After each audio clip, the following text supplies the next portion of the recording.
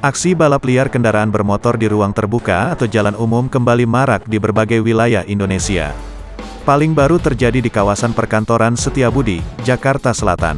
Dilansir dari Kompas.com, dalam rekaman yang diunggah oleh akun @jekatnews terlihat sekelompok anak muda yang melakukan penutupan jalan dan bersiap untuk melakukan balap liar. Namun, aksi tersebut diketahui oleh Kapolsek Setiabudi Kompol Bedi Suwendi. Ia pun langsung mengejar kelompok geng motor tersebut menggunakan mobil patroli polisi. Sontak para geng motor tersebut lari terbirit-birit, mereka bahkan memacu kendaraan untuk menghindari mobil patroli tersebut.